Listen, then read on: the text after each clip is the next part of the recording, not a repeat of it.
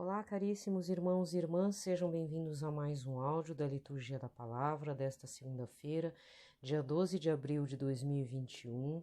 Nós estamos na segunda semana da Páscoa, né?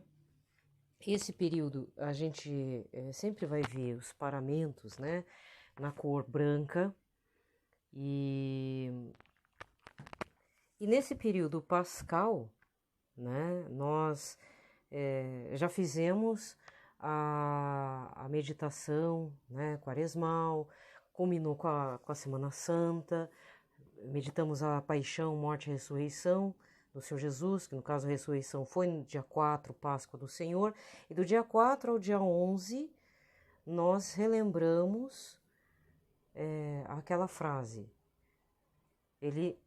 o corpo não está no sepulcro, ele ressuscitou. Então, por 8 dias, a vivência da Páscoa.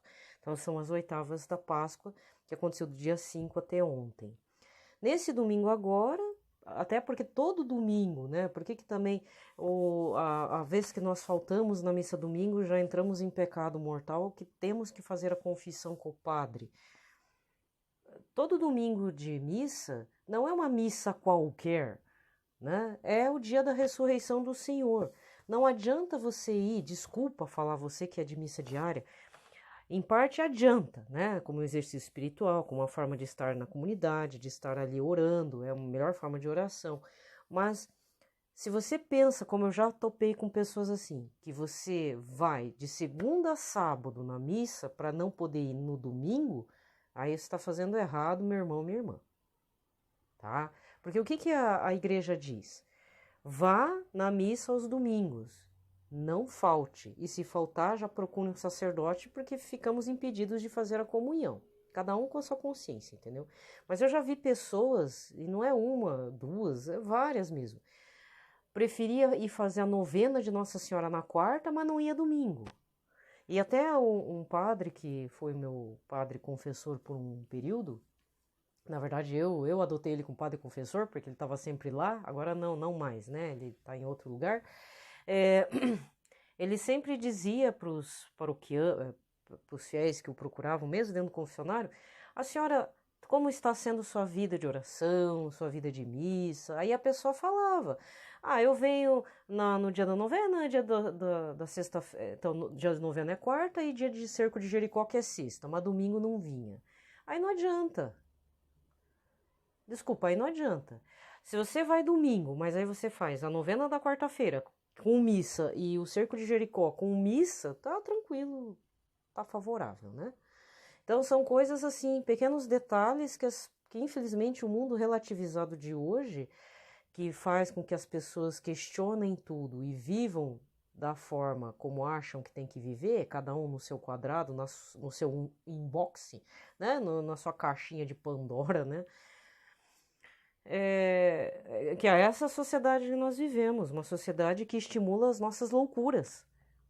Quando não, a gente acaba entrando na loucura alheia, né? Tem isso também, sabia?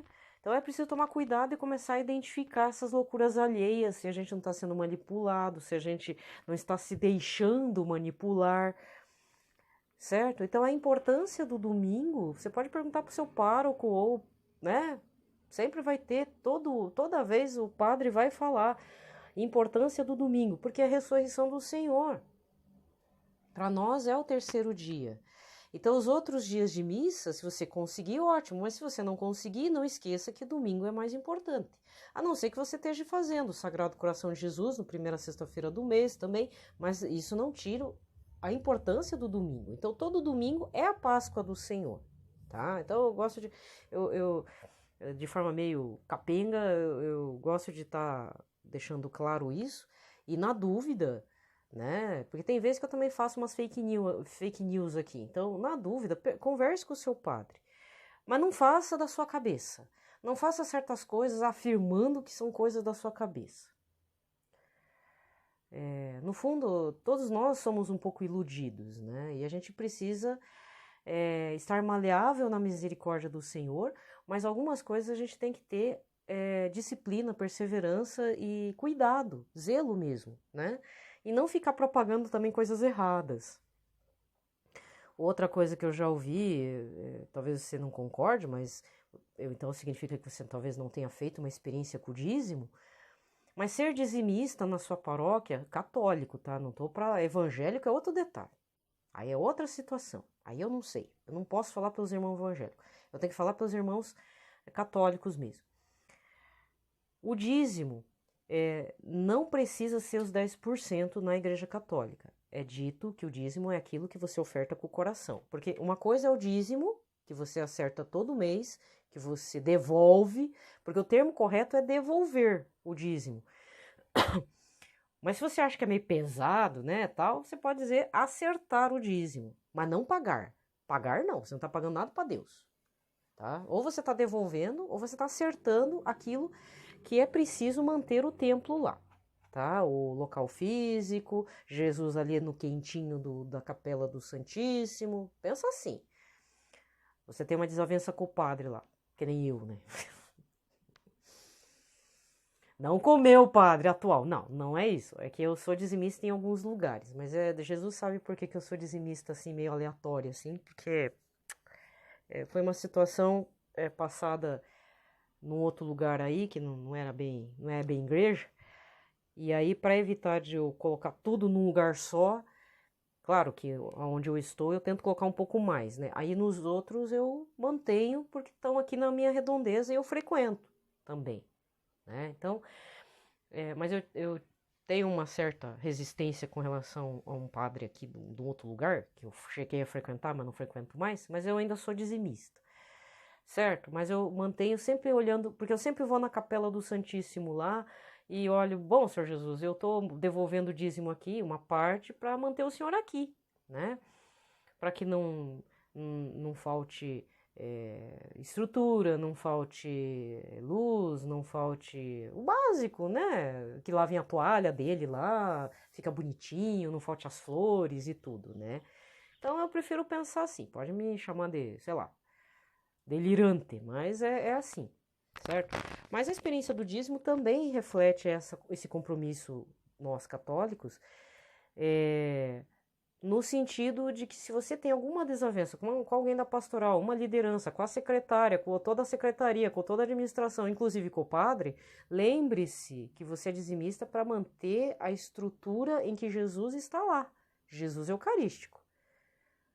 Até Nossa Senhora precisa de um local, né? Nossa Senhora sempre apareceu em todas as suas aparições, falava, por favor, nesse local construa uma capela, uma igreja. Ela não pediu uma basílica, ela né, para estar o meu Jesus, meu filhinho aqui, com um celebrante e tal, né? Se você reparar, todas as aparições, grande parte das aparições pedia isso, uma capela. Depois virou basílica, santuário, peregrinações, hoje não, né, por conta do coronavírus, mas você sabe, né, o que eu tô falando. E se você não sabe, procure saber, né? Nossa Senhora de Guadalupe, Nossa Senhora de Fátima, sempre pedindo, construa aqui um local para abrigar Senhor Jesus Eucarístico, né, meu filho, e para lá estar também, né. Então, se for para ser dizimista, assim, pegar você, assim, pelo cangote, fala assim, ó, é para manter Nossa Senhora, São José e Senhor Jesus, pronto. Porque as lideranças, os padres e famílias, elas mudam, né, depois de umas décadas tudo muda. Então, mas no momento não vamos desalojar a Sagrada Família, né? Vamos deixar lá. Mas faz a experiência também do dízimo. Então, como eu falei, dentro da catolicidade, da Igreja Católica, você pode conversar com todos os padres, até tem padres que orientam nesse sentido do dízimo, que vão te explicar. A Igreja Católica não pede 10%, como fazem os evangélicos, isso a parte eu sei. Aí talvez, vamos supor que você quer fazer uma experiência do dízimo, quero fazer 10%. Aí você entra naquela crise, eu faço 10% do líquido ou eu faço 10% do bruto do salário, certo? Vamos supor que você é seletista, que você recebe folha de pagamento, que você é funcionário público. Aí você quer fazer uma experiência lá de 6 meses, por exemplo, 10%. É porque uma vez eu vi, eu não tiro a razão da pessoa, mas uma vez eu conversando com uma pessoa de igreja mesmo. Eu não era tão de igreja, mas pessoa de igreja trabalhando lá, eu falando alguma coisa de 10%, a pessoa piscou os olhos, fez pisque, pisque, e falou assim, olha, Para eu fazer 10% de tudo que eu recebo, eu tenho que me preparar psicologicamente. Você pensou no trem desse? Como uma pessoa apegada, né? Mas vamos supor que você está a fim de fazer uma experiência né, com Jesus, não sei. Deu uma vontade, você quer fazer 10%, mas você fica naquela dúvida, 10% do bruto ou 10% do líquido? Para não deixar você nessa dúvida, eu vou fazer uma sugestão. Se você quer fazer 10% do líquido, você só está fazendo a devolução daquilo que você recebeu. Então, você está consagrando e devolvendo o material, o financeiro, né? Daquilo que é seu, da sua família. Às vezes você é pai de família, mãe de família, né? Ninguém precisa saber também. Deu. Até porque na pandemia você tá comprando muita coisa. Não, até maquiagem. Desculpa aí, mulherada. Maquiagem não tá valendo de nada, gente. No máximo, talvez a máscara de cílio e uma sombra, porque é só os olhos que aparecem. Batom, você pode esquecer, né? O batom não aparece, ainda suja a máscara, né? Então a gente não tá comprando mais cacareco, essas coisinhas assim que a gente não precisa mais, certo? Talvez um creme hidratante, essas coisas que também não, shampoo também não pode faltar. Agora, se você fizer 10% do bruto, eu tenho uma teoria, se você quiser acreditar ou não. O bruto, aí você tá devolvendo os tributos também que você porque você sabe, você tem o valor do bruto e o valor do líquido. O bruto, ele já desconta porque o bruto sofre tributação, né? Uma parte do teu salário vai para o governo, vai para o fundo de garantia teu, ou vai para o governo lá, tal. Então já é tributado. É como se fosse um dízimo, entendeu? É que nem imposto de renda também. Por que a gente faz uma vez por ano o imposto de renda? É para deixar os tributos para o governo. Querendo ou não, entre aspas, um dízimo do mundo, né? Porque se você passou do lado do... Você está fazendo o imposto de renda, está pagando tributo, você tem um haver, talvez receba, talvez não receba, querendo ou não, você está fazendo o pagamento, às vezes faz carnê-leão, né? Que esse troço lá, sei lá, você recebeu um por fora aí tem que fazer o tal do carnê-leão. Aí o carnê-leão é isso, você está devolvendo um tributo, como diria Jesus, dai a César o que é de César, dai a Deus o que é de Deus. Então, o que é de Deus? Se você no seu coração quiser fazer o bruto do teu olerite, saiba que você está consagrando também os tributos que você vai dar para o governo. Que seria melhor, né? Se você fizer algo relacionado a isso, penso eu, você também está consagrando o dinheiro que está indo para o governo. Não é porque o governo é do mundo que você não vai consagrar, né, meu querido, minha querida? Né? É só parar para pensar um pouquinho. Essa é uma teoria delirante minha. Se você quisesse fazer, você faz. Eu já sempre faço sempre faço o dízimo, né? Eu tenho uma experiência ótima. A cada ano que passa, eu sinto menos vontade de comprar coisas. E eu tinha um problema grave, assim, com gastança. Eu gastava muito, né? Tanto é que eu ficava sem dinheiro, ficava sempre no vermelho, pedindo dinheiro emprestado, às vezes, não dessas financeiras, mas às vezes, né, pra nave-mãe, né? Às vezes pro patrocínio, né? Então, às vezes, aquela fase assim, sempre tive, né? Agora parou, graças a Deus. E eu acredito que foi pela experiência do dízimo. Se você tem muita dívida, tá envolvido com um monte de coisa, não pode ver nada engraçadinho que você sai comprando. Isso tem que ser curado, né? Tem que ser sanado. Não é legal isso, né? Senão, como é que você vai ter uma casa própria, pagar aluguel, ter uma reserva em momentos de pandemia, como a gente tá passando? Eu até tava conversando aqui em casa, né? Então, esse vai ser o pitaco do dia. Eu tava conversando aqui em casa. Olha, esse negócio de fica em casa, isolamento social e fecha comércio, fecha tudo. Mesmo que eu tenha vontade de comprar, não é hora de comprar mais nada. Eu amo livros. Gostaria de ter mais um livrinho aqui, 1 ou 2 livros que eu vi, mas eu desisti. Católicos mesmo. Primeiro porque eu tenho bastante coisa para ler, que eu tenho que me aprofundar, ler de novo, inclusive. Mas tem outra situação, né? A gente não sabe o dia de amanhã. Vai que a gente precisa dessa reserva financeira para qualquer coisa.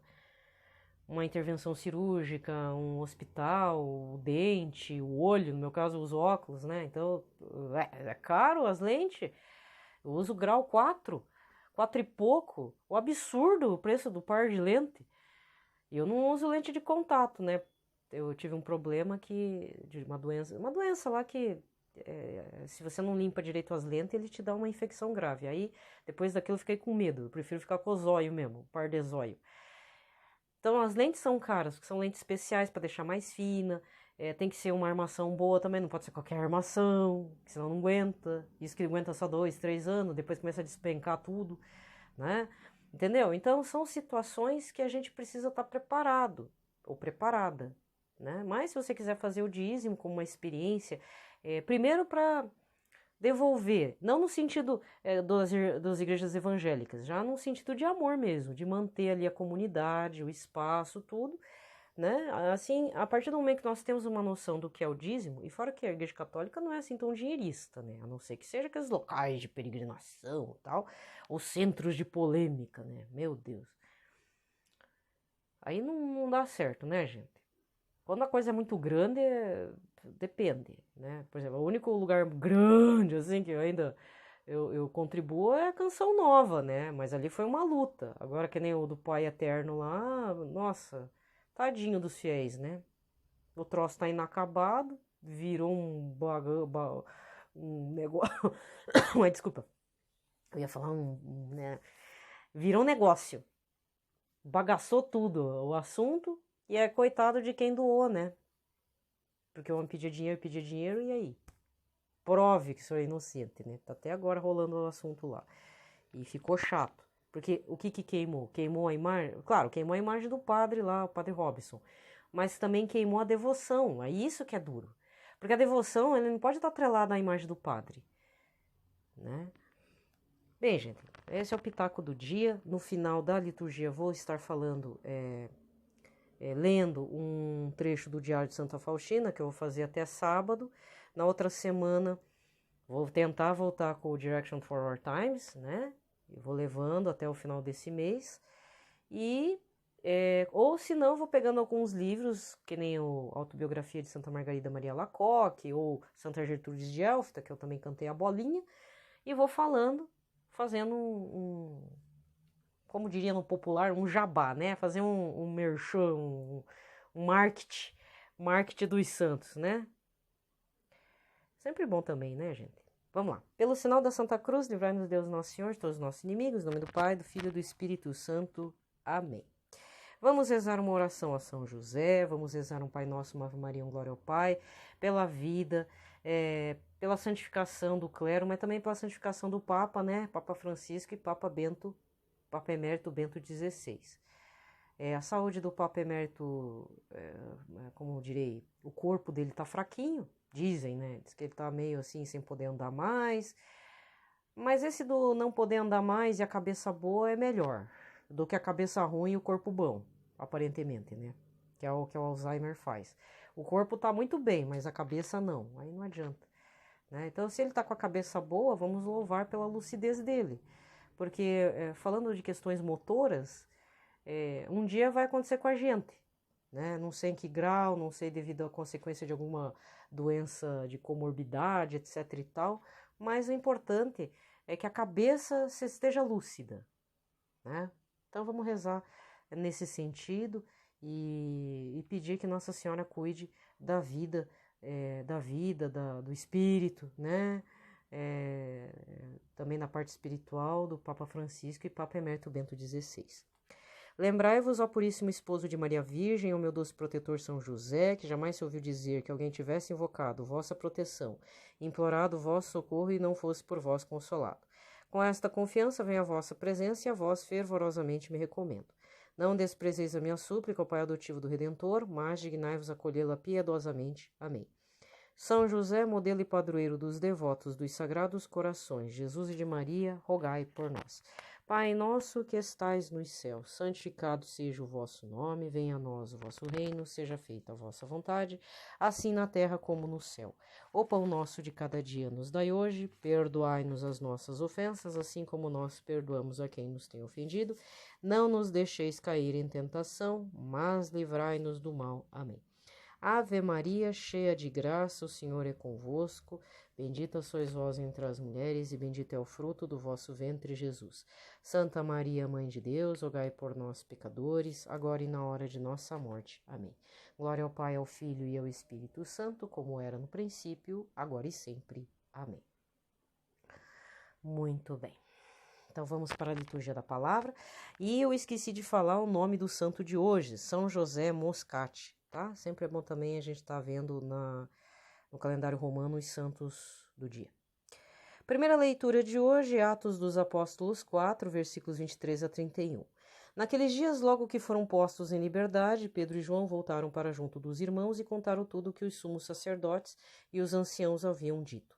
Ao ouvir um relato, todos eles elevaram a voz a Deus, dizendo: Senhor, tu criaste o céu, a terra, o mar e tudo o que neles existe. Por meio do Espírito Santo dissestes através do teu servo Davi, nosso pai. Porque se enfureceram as nações e os povos imaginaram coisas vãs? Os reis da terra se insurgem e os príncipes conspiram unidos contra o Senhor e contra o seu Messias. Foi assim que aconteceu nesta cidade. Herodes e Pôncio Pilatos uniram-se com os pagãos e o povo de Israel contra Jesus, teu santo servo, a quem ungistes, a fim de executarem tudo o que a tua mão e a tua vontade haviam predeterminado que sucedesse. Agora, Senhor, olha as ameaças que fazem e concede que os teus servos anunciem corajosamente a tua palavra. Estende a mão para que se realizem curas, sinais e prodígios por meio do nome do teu santo servo Jesus. Quando terminaram a oração, tremeu o lugar onde estavam reunidos.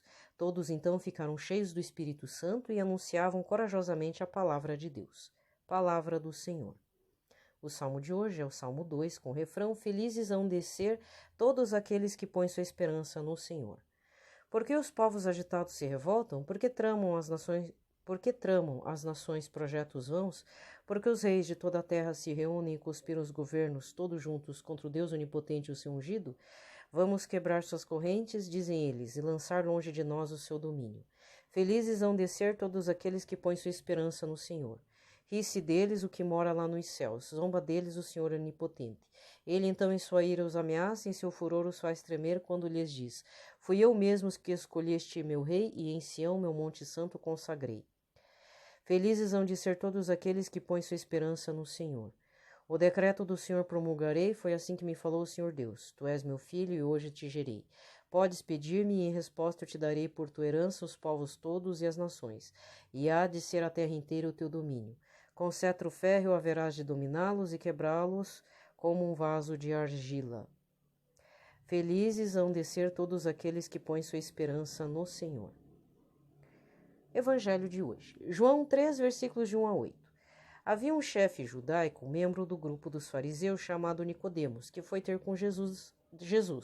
De noite, ele disse: Rabi, sabemos que vieste como mestre da parte de Deus. De fato, ninguém pode realizar os sinais que tu fazes, a não ser que Deus esteja com ele. Jesus respondeu: em verdade, eu te digo, se alguém não nasce do alto, não pode ver o reino de Deus. Nicodemos disse: como é que alguém pode nascer se já é velho? Poderá entrar outra vez no ventre de sua mãe? Jesus respondeu: em verdade, eu te digo, se alguém não nasce da água e do Espírito, não pode entrar no reino de Deus. Quem nasce da carne é carne, quem nasce do Espírito é Espírito. Não te admires por eu haver dito: vós deveis nascer do alto. O vento sopra onde quer, e tu podes ouvir o seu ruído, mas não sabe de onde vem nem para onde vai. Assim acontece a todo aquele que nasceu do Espírito. Palavra da salvação. Muito bem, aqui termina a liturgia da palavra e vamos recordar a liturgia do domingo da Páscoa. João 20, versículos 19 a 31, em que Jesus aparece no meio dos discípulos, assusta eles, mostra que está ressuscitado, mostra as suas santas feridas, e Tomé não está lá. 8 dias depois aparece a Tomé. Aí ele: Tomé, vem cá e vem pôr teu dedinho aqui nas minhas feridas. Não seja incrédulo, mas tem de fé, mas crê. E aí São Tomé termina dizendo: meu Senhor e meu Deus. E aí, claro, Jesus dá uma repreendida, né? Repreendida com luva de pelica. Né? Você está acreditando porque está me vendo? Imagine aqueles, bem-aventurados aqueles que vão crer em mim ou creem em mim sem ter visto. Que é o nosso caso, né? Nós somos o caso. né? A gente não viu isso, não viu acontecer, a gente não tocou no dedo. Nossa, deve ter dado um nervoso, né? Tocar nas feridinhas do Senhor Jesus, assim, deve dar um nervoso. Você já se colocou na posição de Tomé? Porque a gente tem uma situação de Tomé. Será?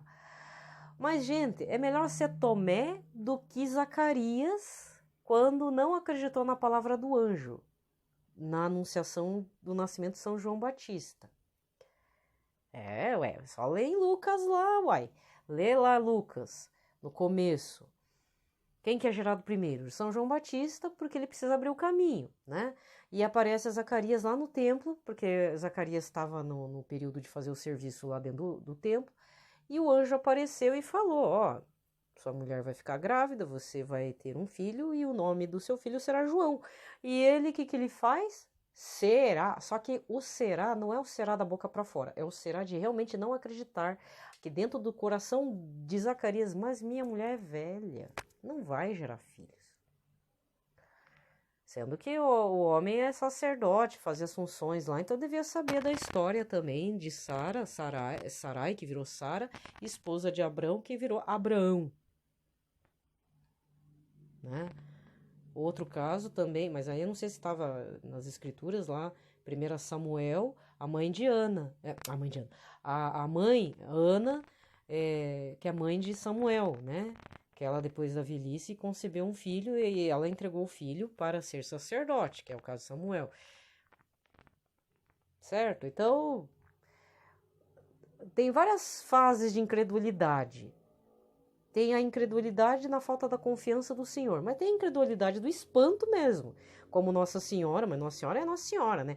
Nossa Senhora, quando recebeu a visita do anjo, ela piscou, ainda ficou pensando o que era aquela saudação, e depois que o anjo falou, você conceberá um ente santo, pela sombra do Espírito Santo, né?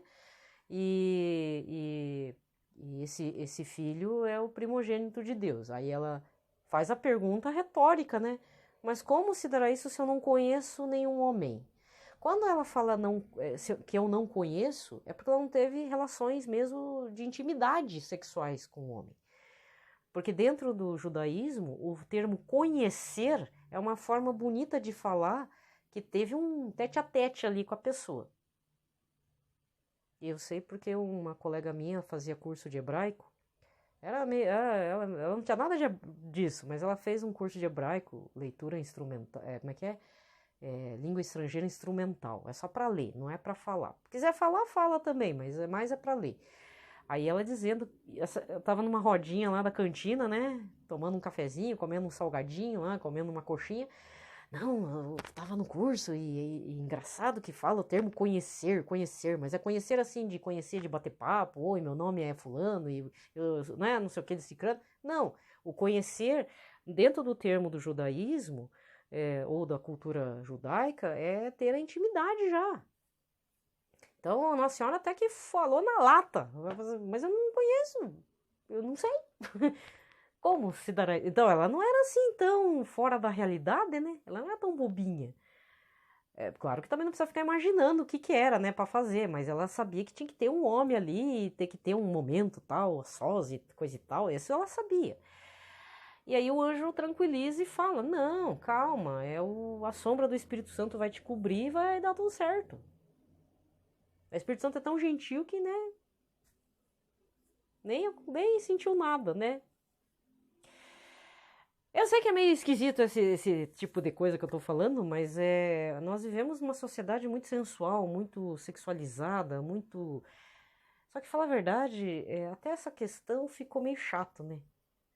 Hoje em dia eu vejo uma geração de jovens que não quer ter relacionamento nenhum, não quer aprender a dirigir, não quer, não quer ter mais intimidade com ninguém.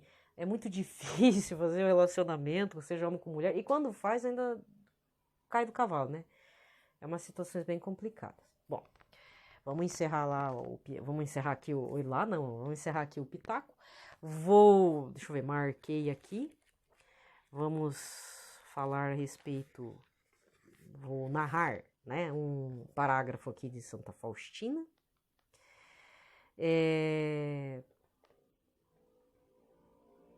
Aqui. Onde é que está?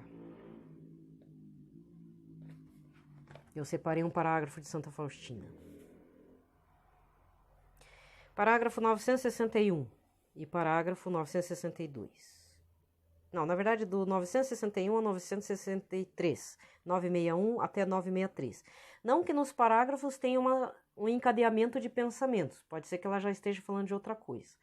Cada parágrafo que ela escreveu, às vezes é mais longo, às vezes não, são assuntos únicos. Ela fez uma noite, na hora de folga, geralmente à noite, então ela escreveu, e mesmo que ela fale, vou terminar amanhã, ela não retoma aquilo, o assunto. Então isso é uma coisa bem interessante dentro do Diário de Santo Faustino. Ela é uma pessoa que sabe escrever, mas não é tão culta assim. É bem sucinto as coisas que ela fala. Então no parágrafo 961, palavras dela. Hoje de manhã, quando terminei meus exercícios espirituais, logo me pus a fazer crochê. Eu senti o silêncio no íntimo do meu coração, sentia que Jesus descansava nele.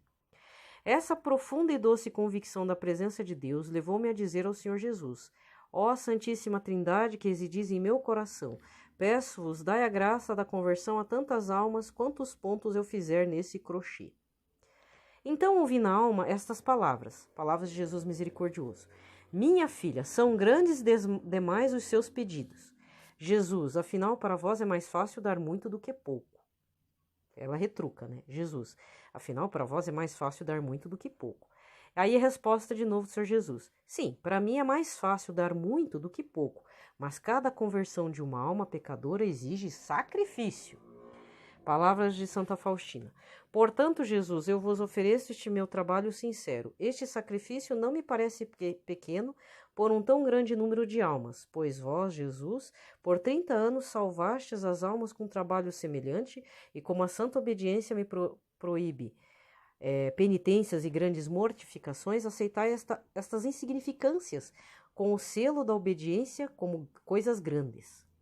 Então ouvi esta voz na alma. Jesus falando. Minha filha querida, satisfaça o teu pedido. Parágrafo 962. Vejo com frequência uma certa pessoa agradável a Deus. O Senhor tem uma grande predileção por ela, não apenas porque procura venerar a misericórdia divina, mas também pelo amor que tem para com Deus. Embora esta alma não experimente este amor em seu coração de maneira sensível e permanece quase sempre no Jardim das Oliveiras. Todavia, é sempre agradável a Deus e sua grande paciência vencerá todas as dificuldades. Parágrafo 963. Se a alma sofredora soubesse quanto Deus a ama, morreria de alegria e de excesso de felicidade. Conheceremos um dia o valor do sofrimento, mas já estaremos na impossibilidade de sofrer. Nosso é só o momento presente. São 3 situações diferentes. Então, quem não conhece o Diário de Santa Faustina, nunca leu, nunca viu a introdução, nunca abriu, e eu sugiro que, assim, você tá com o diário emprestado, eu sugiro que você compre. Devolve o que te emprestaram, porque esse material aqui, ele pode servir como retiro, fazer exercícios espirituais. Santa Faustina dá dicas, assim, sem querer ela dá dicas de como é que faz, né, algumas pequenas penitências. Por quê? Ela estava proibida, ela passou por várias congregações, da mesma irmandade, mas foi sempre colocada em outras regiões, assim. Eu não sei se ela mudou umas 2 ou 3 vezes, e em uma delas a Madre Superiora não gostava dela, chamava ela de louca, e todo mundo tinha receio, porque sabiam que ela tinha visões, e ela sempre falava de Jesus misericordioso para fazer a estampa, para divulgar a festa da misericórdia. Imagina, né? Ela estava tentando, dentro do que Jesus pedia, aquilo que lhe competia naquela época. Até achar o padre confessor que realmente próprio Jesus misericordioso direcionou a ela, palavras dele, tá aqui no diário, ela tinha destruído vários outros escritos, até que o padre confessor falou, não destrua mais, faz o que você quiser escrever. E foram muitos cadernos, um total de 6 cadernos, tá? Até o final da vida dela. E ela teve uma saúde frágil, e voltando, né, ao assunto por que ela estava proibida de fazer grandes mortificações e penitências, porque geralmente é pela área alimentar, porque ela tinha saúde frágil, tanto é que ela morreu mesmo de um problema de pulmão, não sei se uma tuberculose, uma pneumonia forte, mas ela morreu devido a isso, mas ela fazia. Mas como Jesus disse para ela que eu prefiro uma alma obediente do que resistente e ainda insistindo nas penitências, então no parágrafo 961 é essa situação. Ela está fazendo um trabalho artesanal lá para as irmãs, então ela está fazendo crochê. Naquela idade as mulheres sabiam tricotar e crochetar. Mas o crochê é mais fácil porque exige uma agulha e um novelo, é mais simples, né? Não sei o que ela estava fazendo, uma toalha, uma renda, alguma coisa, ou algum aparamento do altar, né? Sabe aquelas crocheteiras, né? Faz aquelas toalhas bonitas, né? Com aquele barrado e tal. Alguma coisa ela estava fazendo. E quem conhece crochê sabe que os pontinhos são pequenininhos, né? Então ela pediu aqui algo meio impossível para Jesus, mas ela rebateu, não, o senhor gosta de fazer coisas grandes. Mas o que Jesus fala? Para coisas grandes é necessário um grande sacrifício. E aí ela, bom, já que eu não posso fazer penitência, então eu estou ofertando esse pequenino trabalho insignificante com o selo da obediência, porque eu não posso fazer as mortificações, né, e penitências e tal. Então eu estou fazendo crochê para o senhor aí, será que ajuda aí na conversão dos pecadores? Aí Jesus diz, minha filha querida, satisfaça o teu pedido. Tem um outro parágrafo que eu não me recordo tem um outro parágrafo que eu não me recordo o número, não recordo o número, em que ela rezando diante do Santíssimo pede algo realmente muito impossível para Jesus. Ela pede o seguinte, Senhor, que na data de hoje nenhuma alma vá para o inferno. Aí Jesus responde na alma dela, olha, o que você está pedindo é muito difícil. Não fala que é impossível, mas fala que é difícil. E ela suplica, né? Então, nesse parágrafo, dá para fazer várias meditações. Temos ofertado o trabalho para Jesus, pela nossa conversão. Às vezes um trabalho difícil, né? Ou até um trabalho agradável, né? Tem gente que gosta de crochetar, tricotar, costurar, né? Por que não ofertar esse trabalho? Certo? Depois, no outro parágrafo, 962, vejo com frequência uma certa pessoa agradável a Deus. Aqui me lembra muito, não que seja da época, não é, né? Madre Teresa de Calcutá. Você conhece a história da Madre Teresa? Ela sempre foi obediente a Deus. Você conhece mais ou menos a história, você vai conhecer. Mas tem um detalhe interessante. Diz que ela nunca se sentiu reconfortada, mesmo ela rezando, mesmo ela lá com as irmãs, ela cuidando dos doentes, ela sempre sentia que Jesus não estava ali reconfortando ela. Ela não sentia essa situação mística. E isso é bom quando temos exemplos de santos que não tiveram experiências místicas, como o caso de Santa Faustina, Santa Teresa d'Ávila, Santa Teresinha do Menino Jesus também. Ela teve alguns momentos, né? Mas, por exemplo, Santa Dulce dos Pobres, mas principalmente Santa Teresa de Calcutá, ela falava abertamente que ela nunca se sentia reconfortada nas orações. Ela vivia com aquele dúvida, né? Ai, essa dúvida. Mas eu tenho que seguir Jesus, eu tenho que fazer em Jesus. Então aqui, você então que não está sentindo nada, você está perdoando as pessoas, você está fazendo as confissões, você está indo nas adorações, você está fazendo tudo certinho. Mas parece que Jesus não dá nenhuma coceguinha de pena em você. Então, esse parágrafo é para você, tá? Ó, Deus tem predileção para uma certa alma. Não apenas porque procura venerar, né, tal. Tem uma justificativa. Jesus tem uma predileção por uma certa pessoa, por uma certa alma, não é pessoa, alma. Apesar que essa alma não experimente esse amor em seu coração de maneira sensível e permanece quase sempre no Jardim das Oliveiras. O que significa isso? Significa que fica no tormento da dúvida. O que aconteceu no Jardim das Oliveiras? Quando a gente reza o terço doloroso, o primeiro, Jesus no jardim suando sangue, sofrendo, né? Pai, por que me abandonastes? Naquela aflição mesmo. Pai, por que me abandonastes? Então tem gente que vai passar a vida inteira dizendo isso. Pai, por que me abandonastes? Mas pode ser que você ou aquele irmão seja uma alma preferida de Jesus. Outro parágrafo, 963. Se a alma sofredora soubesse quanto Deus a ama, morreria de alegria, de excesso de felicidade, né? Aqui me lembra o padre Marlon Múcio, né? E todas as pessoas que sofrem de doenças crônicas, têm uma enfermidade, qualquer enfermidade, pode ser enfermidade da alma, uma epilepsia. Às vezes você reclama, eu queria estar curado, curai-me, faz lá missa de cura e libertação, e faz isso, faz aquilo. Não joga a cruz fora, gente. Né? Vamos aprender, é que, assim, o mundo nos ensina, né? Eu comecei falando do mundo, e vou terminar falando do mundo. O mundo nos ensina a sentir prazer. Eu tive uma época que fiz um trabalho psicológico com uma pessoa, uma profissional, só que a profissional, apesar de ser formada em psicologia, ela fazia um lado meio esotérico. Eu nunca denunciei ela para o CRP porque não ia valer a pena, né? Mas assim, o que ela dizia para mim? Primeiro você, os outros que esperem. Mas na tradição católica, se você vê a vida dos santos, o que os santos fizeram?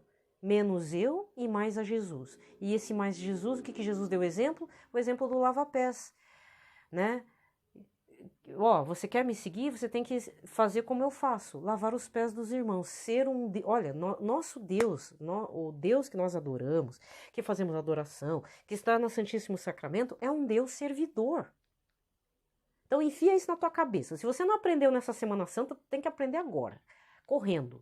Tem que pedir essa graça. Você tá com o coração duro, você não tá entendendo isso. É a mesma coisa, o período que eu não entendia por que Jesus teve que passar pela paixão naquele estado de sofrimento, de tudo, de ter o pele arrancada, de carregar a cruz, depois morrer daquele jeito, né? Eu questionando, olhando pro Jesus crucificado, perguntando assim, na maior cara dura, Senhor Jesus, eu não tô entendendo por que o Senhor teve que passar por isso.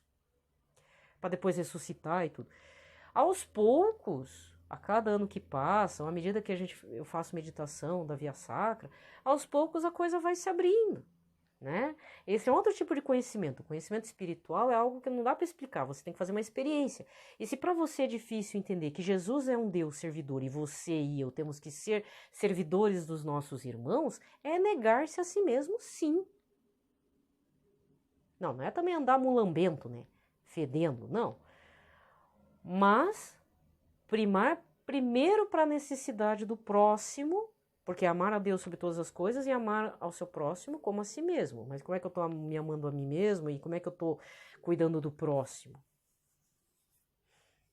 Isso para mim também é um mistério, né? Então a pessoa que sofre, você que tem uma doença que te faz sofrer, pode ser mental, física, emocional, não importa. Se você está me ouvindo, entregue esse sofrimento, esse padecimento, essa doença crônica, essa enfermidade, não para cura e libertação por meio de Jesus. Se for da vontade dele, ele fará. Mas se for para a glória e graça do Senhor, é o que aconteceu com São Paulo, que o próprio São Paulo fala, eu tenho um espinho na carne. Mas o próprio Deus falou para mim que não vai ter cura.